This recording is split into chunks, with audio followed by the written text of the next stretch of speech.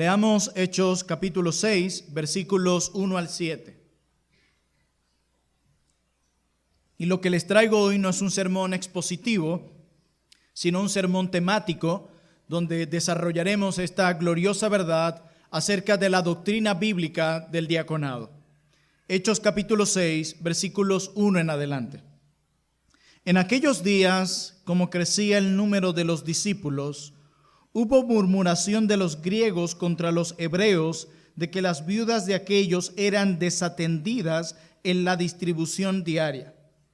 Entonces los 12 convocaron a la multitud de los discípulos y le dijeron: no es justo que nosotros dejemos la palabra de Dios, vean la importancia aquí, que nosotros dejemos la palabra de Dios para servir a las mesas. Buscad pues, hermanos, de entre vosotros a 7 varones de buen testimonio, mire las cualidades, llenos del Espíritu Santo y de sabiduría, a quienes encarguemos de este trabajo. Y nosotros, los líderes de la iglesia, los pastores, los apóstoles, de manera más específica, persistiremos en la oración y en el ministerio de la palabra. Cuando ellos plantean esto a la iglesia, miren lo que sucede en el verso 5. Agradó la propuesta a toda la multitud y eligieron a Esteban, varón lleno de fe y del Espíritu Santo, a Felipe, a Prócoro, a Nicanor, a Timón, a Parmenas y a Nicolás, prosélito de Antioquía, a los cuales presentaron ante los apóstoles, quienes orando les impusieron las manos. Y luego que estos fueron instituidos, vean el fruto, verso 7, y crecía la palabra del Señor, y el número de los discípulos se multiplicaba grandemente en Jerusalén. También muchos de los sacerdotes obedecían a la fe. Amén. He podido apreciar cómo muchos cristianos han tenido un mal entendimiento de lo que representa el ministerio diaconal. Hemos distorsionado lo que esto significa porque lo hemos malentendido, como nos sucedió a nosotros también como iglesia cuando iniciamos. Por no escudriñar bien la palabra de Dios, cometimos muchos errores en cuanto a nuestro entendimiento del ministerio diaconal. Y este no solo fue nuestro error y pecado, sino el de muchos cristianos y líderes hoy. Por ejemplo, el pastor Alexander Strauss, en uno de sus libros, cuenta que en un momento se acercó a una iglesia amiga y él dice que al llegar lo saludó amablemente un hombre que estaba podando los arbustos y cortando el césped de la iglesia. Él dice: después de un cálido saludo cristiano de parte de este hombre, prosiguió a contarle que él era un diácono de la iglesia. Pude ver que era un buen hombre, dice Alexander, orgulloso de servir a la iglesia, gozoso de podar los arbustos y cortar el césped en el local de la iglesia. Entonces, dice Alexander Strauss, le pregunté a este hombre: mi hermano, ¿qué hacen los diáconos? Los diáconos, contestó él, cuidan de las instalaciones de la iglesia, se aseguran de que el edificio y las instalaciones estén presentables al público, que todo esté limpio para el día domingo. Eso hacen los diáconos. Dice Alexander Strauss, pregunté a otros cristianos, incluyendo a líderes, y muchos dijeron que la tarea de los diáconos incluye de todo.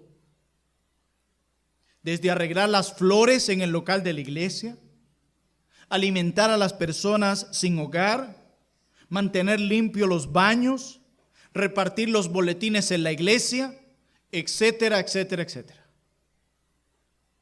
Cada una de estas respuestas, mis hermanos, demanda un entendimiento correcto del ministerio diaconal, porque ninguna de estas respuestas es acertada con respecto al corazón del ministerio pastoral.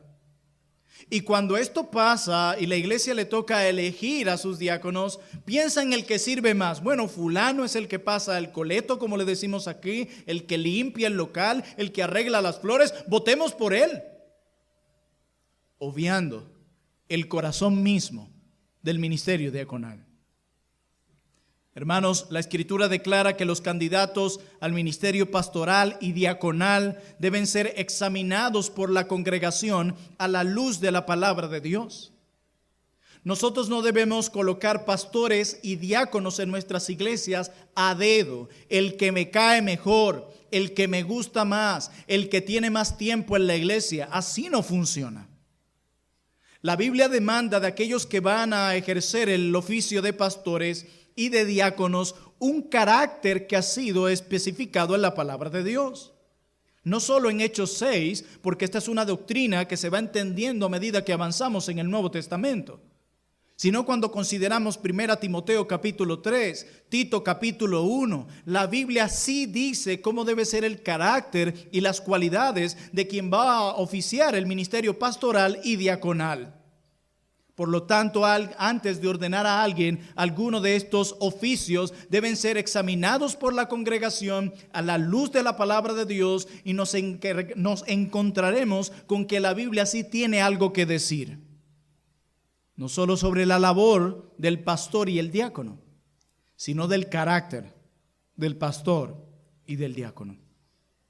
Otro detalle importante que vemos en la Biblia es que los diáconos son mencionados después de los ancianos. Y cuando digo anciano no me estoy refiriendo a hombres de edad, sino a los pastores. Siempre los diáconos son mencionados después de los pastores, lo que sugiere que los diáconos funcionan bajo la supervisión de los pastores de la iglesia. Al anciano lo vemos funcionando sin diáconos en la Biblia.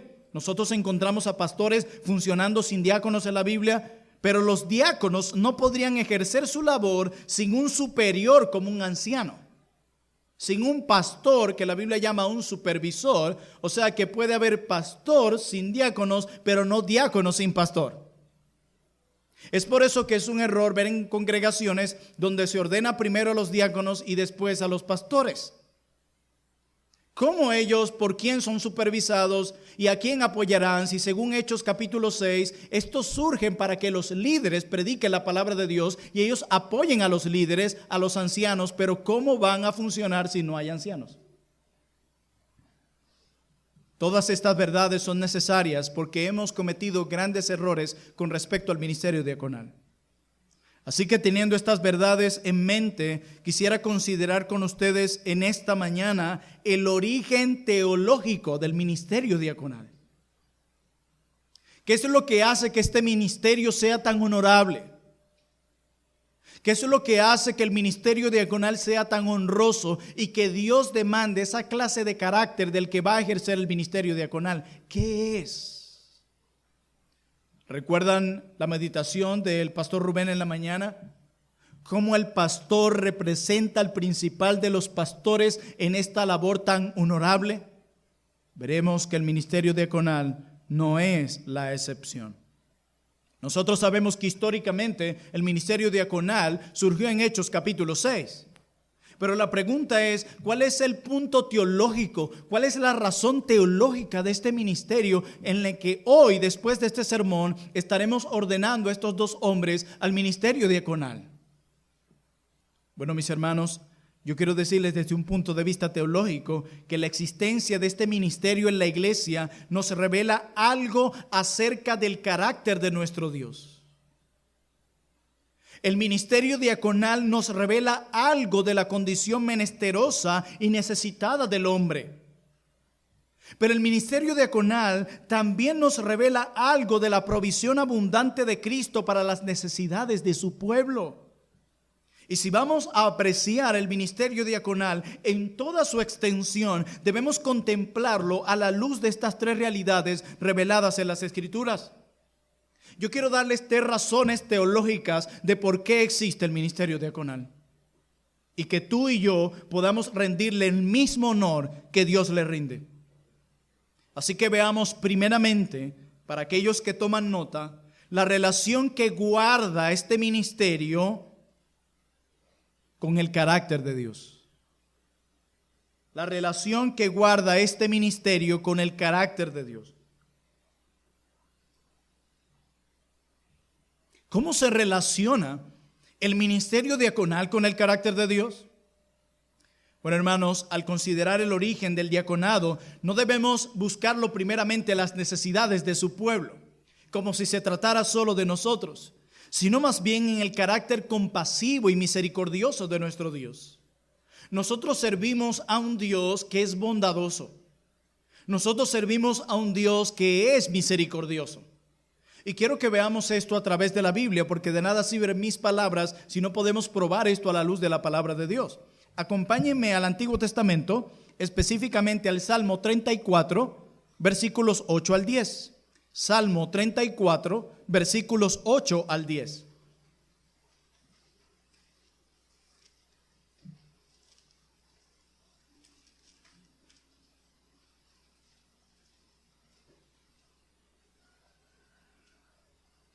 Miren lo que dice la palabra de Dios acerca de nuestro Dios. Salmo 34, versos 8 al 10. Dice, gustad y ved que es bueno Jehová. ¿Ven eso? Dichoso el hombre que confía en él. Verso 9. Temed a Jehová vosotros sus santos, pues nada falta a los que le temen. ¿Por qué nada les falta? ¿Quién se lo provee? Dios mismo. Y mira lo que dice el 10. Los leoncillos necesitan y tienen hambre, pero los que buscan a Jehová no tendrán falta de ningún bien.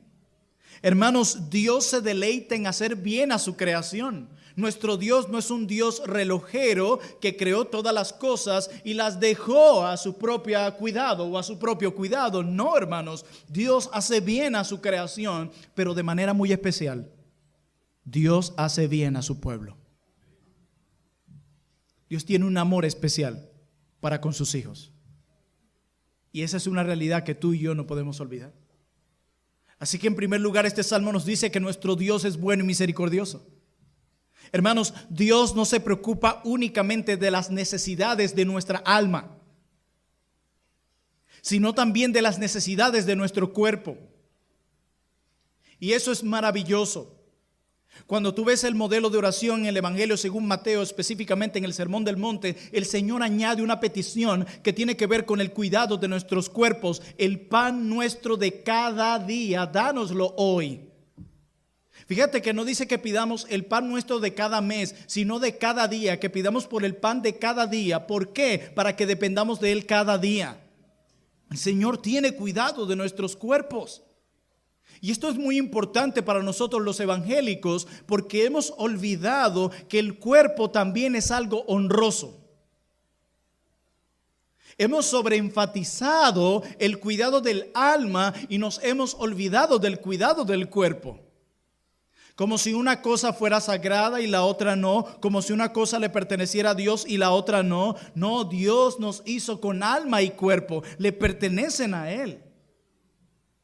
De hecho, mis amados hermanos, cuando Dios vino en forma de hombre, se encarnó en un cuerpo humano y cuando resucitó y ascendió a los cielos, no se separó de ese cuerpo humano. Nosotros veremos a Jesús en el día de la resurrección con ese cuerpo humano glorificado. Entonces, nuestra Biblia también nos dice que no solo nuestras almas serán glorificadas en su segunda venida, sino también nuestros cuerpos. Entonces, ¿deberíamos nosotros estimar solo el alma y no el cuerpo? No, ambas cosas. Es por esa razón que Dios no solamente cuida de nuestras almas, sino también de nuestros cuerpos. La bondad de Dios cubre la totalidad de nuestras necesidades como seres humanos. Veamos juntos el Salmo 68, por favor.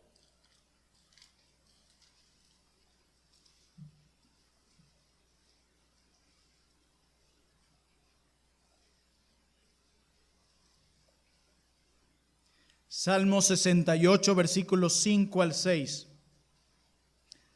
Miren cómo la Escritura describe a nuestro precioso Dios.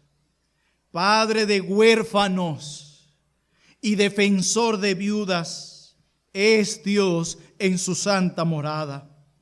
Dios hace habitar en familia a los desamparados, saca a los cautivos a prosperidad, mas los rebeldes habitan en tierra seca.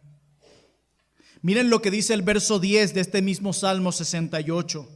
Los que son de tu grey han morado en ella. Por tu bondad, oh Dios, has provisto al pobre. ¿Se dan cuenta cómo nuestro Dios provee no solamente para las necesidades espirituales de nuestra alma, sino también para las necesidades de nuestro cuerpo?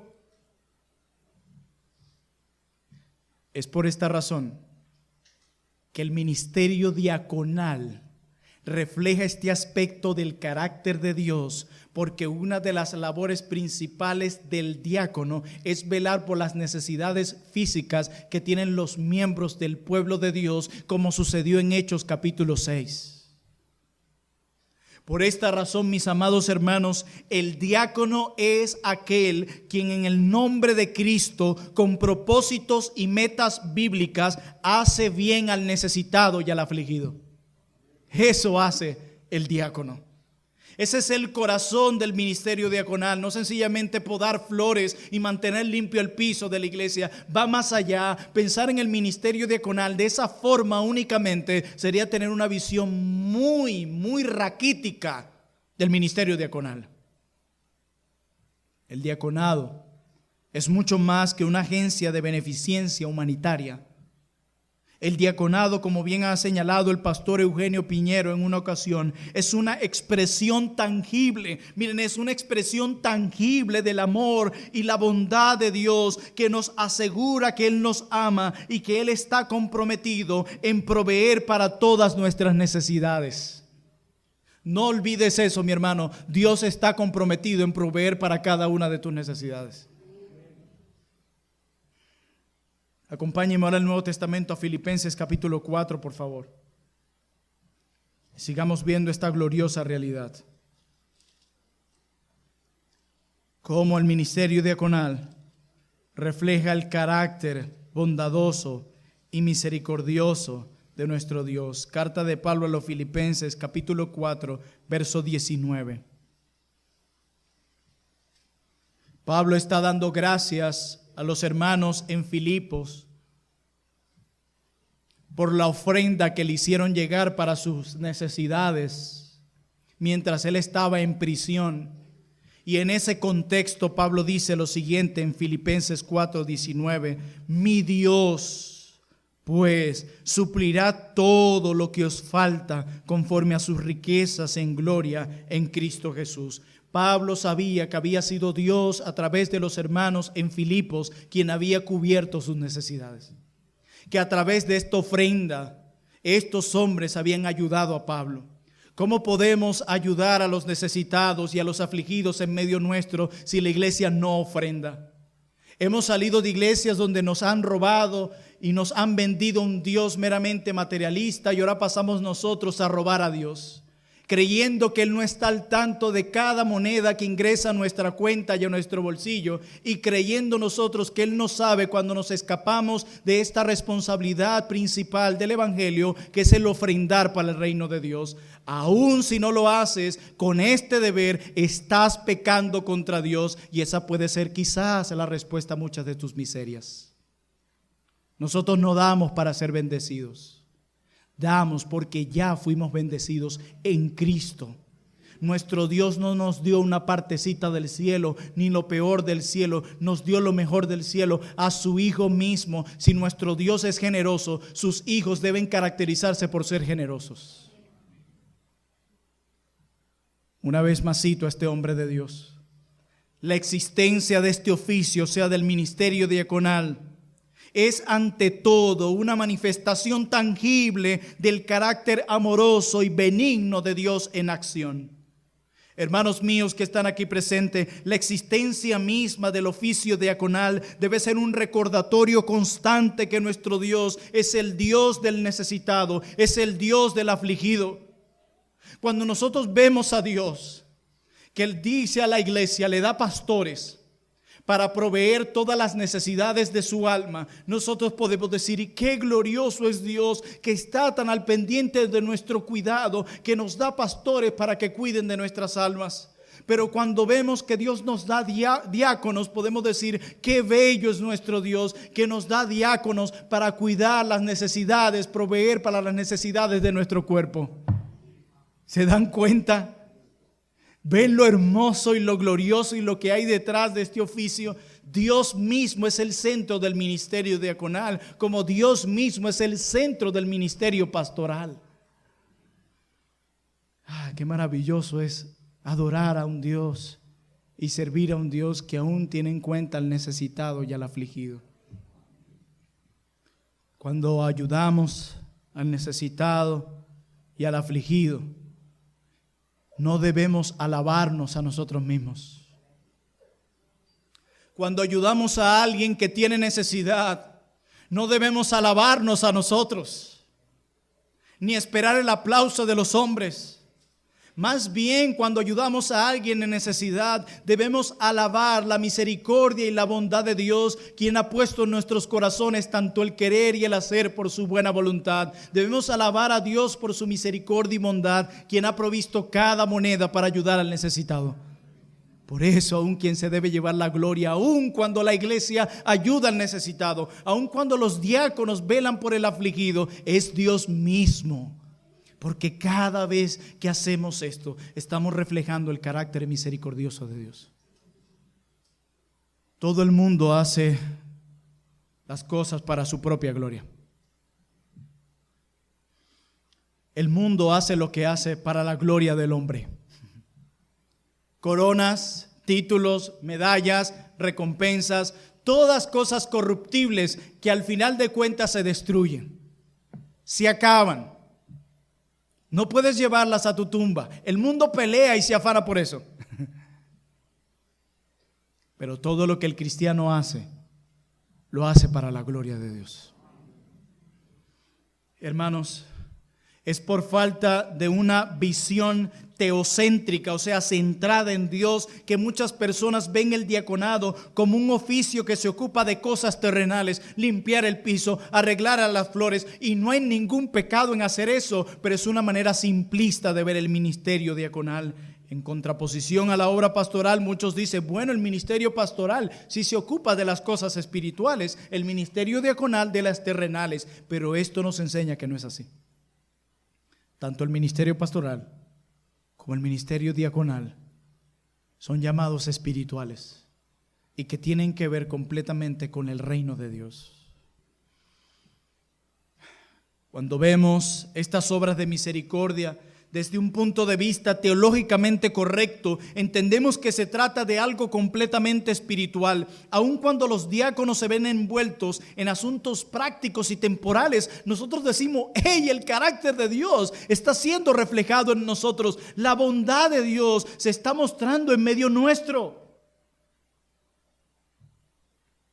La palabra de Dios nos dice que no solamente este oficio encuentra su origen teológico en el carácter de Dios, como lo vimos en primer lugar, sino en segundo lugar, el origen de este ministerio también se encuentra en la condición menesterosa y necesitada del hombre, y de manera particular en el pueblo de Dios. También en la condición menesterosa y necesitada del hombre, y de manera particular del pueblo de Dios. Si no hay necesitados, ¿para qué diáconos? Este oficio admite que hay mucha necesidad, no solo en el mundo, en la iglesia de Cristo. De hecho, la palabra de Dios usa en ocasiones la palabra pobre, no para señalar únicamente a los que carecen de bienes materiales. La palabra de Dios también usa la palabra pobre para referirse a aquellos que reconocen su miseria espiritual delante de Dios. Vayamos al Salmo 34, por favor. Salmo 34, vayan a sus Biblias al Salmo 34, versículo 6.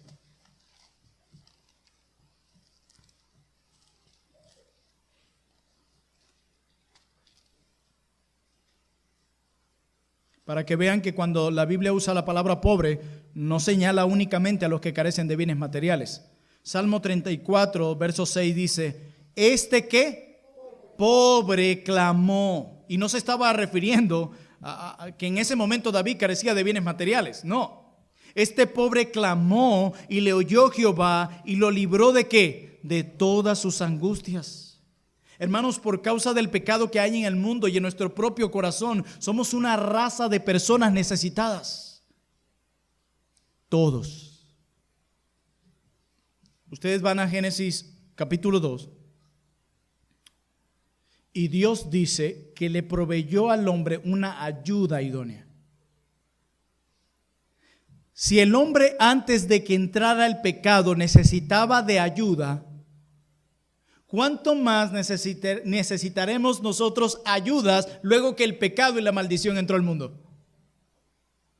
Por eso es que es un acto arrogante no poder contar nuestras necesidades y nuestras luchas a otros. No es más que arrogancia. Tú crees que no necesitas ayuda de nadie, por eso no lo cuentas a nadie. No, somos seres necesitados de ayuda. El pecado ha ocasionado eso. Tenemos necesidades en el alma, pero también tenemos necesidades físicas y temporales. Todos los que estamos aquí, comenzando el que te habla. Pero ¿saben qué, mi hermano? Nuestro Dios es el Dios del necesitado. Y Él ha instituido el ministerio diaconal como un medio de socorrer a su pueblo en una condición menesterosa. Dios dice, yo tengo en cuenta las necesidades de mi pueblo, yo tengo en cuenta la condición de mi pueblo, por eso le he provisto el ministerio diaconal, para atender al afligido y al necesitado en medio de mi pueblo. Qué bueno es Dios, ¿verdad que sí? ¿Por qué existe entonces el ministerio diaconal? Porque somos una raza de personas necesitadas. Y nuestro Dios no pasa por alto esta realidad, ni quiere que su iglesia lo pase por alto. Hay necesitados en medio nuestro. Los hay. Y Dios los tiene en cuenta. Por eso nos provee el ministerio diaconal. Bendito Dios. Amén. Pero en tercer y último lugar, no solamente el ministerio diaconal tiene su origen en el carácter de Dios, no solamente el ministerio diaconal tiene su origen en la condición necesitada de su pueblo, sino que el ministerio pastoral en el ejemplo es el ejemplo y la abundante provisión de Cristo. ¿Saben qué dice Pedro de Cristo en Hechos 10:39? Que anduvo haciendo bienes y sanando a todos los oprimidos por el diablo. El Señor Jesucristo se ocupó de ministrar la totalidad del hombre. A mí me encanta cuando veo el ministerio de Cristo, porque Él no solo se ocupó de la parte espiritual. No. Hubo un gran énfasis ahí, porque Él dice, yo he venido a predicar el evangelio. Porque el cristianismo no ofrece una ayuda temporal en la que yo te doy un plato de comida hoy, qué bueno que lo hagamos, lo hemos hecho y no lo anatemizamos, pero ¿y después? El cristianismo ofrece una ayuda a largo plazo, si pudiéramos decirlo así. Pero a pesar de eso, Cristo se ocupó de la totalidad del hombre, no solamente del alma, sino del cuerpo. Él predicó el evangelio para la salvación de las almas, pero no puso a un lado la realidad de aquellas necesidades físicas de las personas y oprimidas a quienes ministró. Por eso proveyó pan en un momento y también sanó a los enfermos y a los oprimidos por el diablo. ¿Ven cómo Cristo se ocupó de las dos cosas, del alma y del cuerpo? Eso hizo Jesús. En todo momento Cristo supo poner un balance en su vida y ministerio de ocuparse de ambas de estas realidades. ¿Qué hacía Cristo, mis hermanos? Enseñaba en las sinagogas, predicaba el evangelio. ¿Y saben qué dice la Escritura? Y sanaba toda enfermedad y dolencia del pueblo. ¿Crees que Cristo es indiferente cuando te sientes mal o enfermo, con fiebre o padeciendo algún tipo de enfermedad? ¿Crees que a Él le da igual? No. Él se compadece aún de eso, porque Él es el Dios del afligido. Ese es nuestro Dios. La iglesia no es simplemente una agencia de beneficencia humanitaria. Tenemos que tener cuidado con eso. La iglesia está llamada por encima de todas las cosas a llevar el mensaje de salvación a todo el mundo y a impactar cada esfera de la vida con el mensaje del reino. llevando el mensaje a pobres y a ricos. ¿Saben por qué a pobres y a ricos predicamos? ¿Saben por qué? Le predicamos al que no tiene nada y al que tiene mucha abundancia. ¿Saben por qué lo hacemos? Porque ambos tienen una necesidad: el perdón de pecados, de ser reconciliados con Dios. Ambos grupos necesitan el evangelio. Por eso les predicamos a todos ellos. Pero hay algo más, mis hermanos. No solo debemos buscar el origen de este ministerio en el ejemplo de Cristo, sino también en la provisión de Cristo. Acompáñenme a Efesios capítulo 5, versículo 29. Efesios capítulo 5, versículo 29.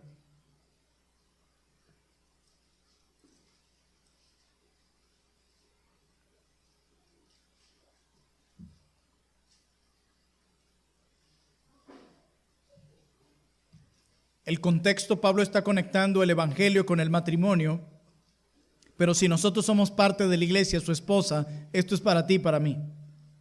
Dice Efesios 5:29 lo siguiente: porque nadie aborreció jamás a su propia carne, sino que la sustenta y la cuida, como también Cristo a la iglesia. ¿Qué está diciendo Pablo? Cristo se encarga de sustentar y cuidar a su iglesia. Cristo se ha comprometido en suplir todas las necesidades de su iglesia, tanto físicas como espirituales. Cristo es nuestro esposo, nosotros su esposa. Y yo quiero decirles que nuestro esposo no es un esposo irresponsable.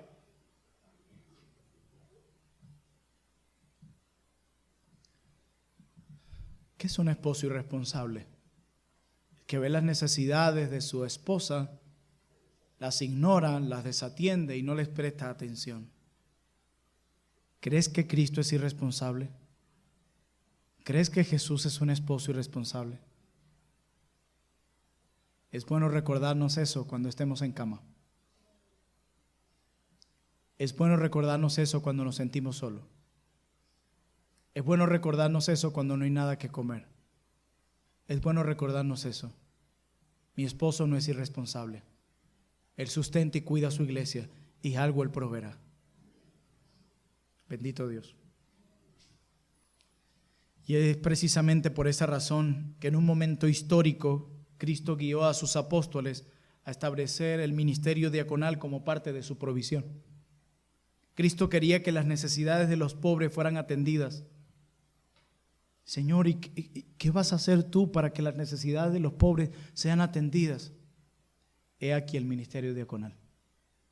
Aquí están sus diáconos. Y dice Hechos 6, en la parte final, que luego de eso crecía la palabra de Dios. He aquí entonces, mis amados hermanos de Trono de Gracia, el origen teológico del diaconado. Tiene su origen en el carácter de Dios, porque a través de él se muestra el carácter bondadoso y misericordioso de Dios. Tiene su origen en la condición menesterosa y necesitada de su pueblo, y en el ejemplo y en la abundante provisión de Cristo. Ahora, para terminar, solo quiero dejar algunas aplicaciones en sus mentes. Antes de llamar a estos hombres, imponer las manos sobre ellos y oficialmente presentarlos delante de ustedes como sus diáconos, quisiera dejar algunas aplicaciones para cada uno de nosotros. En primer lugar, amada iglesia, la presencia de este oficio diaconal en nuestra iglesia es una expresión tangible del interés que Dios tiene por todo su pueblo. Dios está tan interesado en nosotros, en nuestro cuidado, que ha provisto diáconos. Dios no es indiferente a las necesidades de su pueblo. ¿Recuerdan cuando Cristo le dice a los discípulos que no se afanen? ¿Cuál era la razón para no hacerlo? Porque Él tiene cuidado de ustedes. Porque Él conoce tu necesidad. ¿Por qué? Porque en la incredulidad pensamos que Dios se ha olvidado de mi necesidad y que Él es un esposo irresponsable. Y no es así. Los cristianos hablamos mucho de la salvación del alma y está bien. Siempre y cuando no perdamos de perspectiva que Dios está comprometido también en salvar a todo el hombre, no solo su alma, sino su cuerpo también. En primera carta a los Corintios, capítulo 6, versículo 19, Pablo dice: glorificad a Dios con vuestros cuerpos, porque son de Dios. Fuiste comprado por un alto precio de sangre. nuestros cuerpos también tienen valor. Por eso Dios provee todo lo necesario para el cuidado de nuestros cuerpos. Bendito Dios. Miren, hermanos, como pastores, en todo este tiempo que hemos estado acá, ustedes sabrán lo difícil que es pastorear en una nación con una fuerte crisis económica. Y nosotros también hemos experimentado lo que es abrir la nevera y no encontrar nada allí. No somos superiores a ustedes, también pasamos por las mismas aflicciones que ustedes. Pero si algo puedo decir de Dios, que no solamente ha provisto para nuestras almas, sino también para nuestros cuerpos. Dios es bueno siempre, siempre. Dios cuida del pobre y del necesitado. Y Él espera que su iglesia haga exactamente lo mismo. ¿Escuchaste eso? Lo voy a repetir. Dios cuida del pobre y del necesitado y Él espera que su iglesia haga exactamente lo mismo. No solo en nuestra involucración en ayudar a los que necesitan ser ayudados, sino también en el trato que dispensamos a tales personas. Cuando tratamos a estas personas necesitadas, hermanos en la fe, amigos, nosotros debemos reflejar el carácter bondadoso y misericordioso de Dios. No sencillamente hacer algo por hacerlo. No, esto debe venir de aquí, de nuestro corazón. La generosidad comienza aquí. Por eso tu tacañería y tu pecado al no ofrendar para el reino, para el necesitado, demuestra que tienes un problema aquí en el corazón, muy fuerte. Por eso decía el reformador Martín Lutero, cuando alguien se convierte, dos cosas tienen que convertirse: su corazón y su cartera. Y repito, esta no es una iglesia de la prosperidad. Ustedes mismos lo saben, que vienen aquí cada domingo. Aquí nadie se le manda a marcar un sobre, o epa que no has ofrendado, cada domingo ofrenden, pacten con Dios, nada de eso aquí. Pero eso no anula la realidad de que Dios, quien es el dueño de todo, a nosotros sus mayordomos, nos pide que administremos correctamente lo que Él nos ha dado, y una manera de hacerlo es dando al necesitado, no de manera mezquina, sino generosa y alegre. En segundo lugar, esta doctrina del ministerio diaconal nos muestra la centralidad del ministerio de la palabra de Dios. ¿Para qué es necesaria la existencia del ministerio de la palabra de Dios? Para el fortalecimiento y la santidad de su iglesia. El ministerio diaconal surgió, según Hechos capítulo 6, entre otras cosas, para que los apóstoles pudiesen continuar ministrando la palabra de Dios al pueblo de Dios.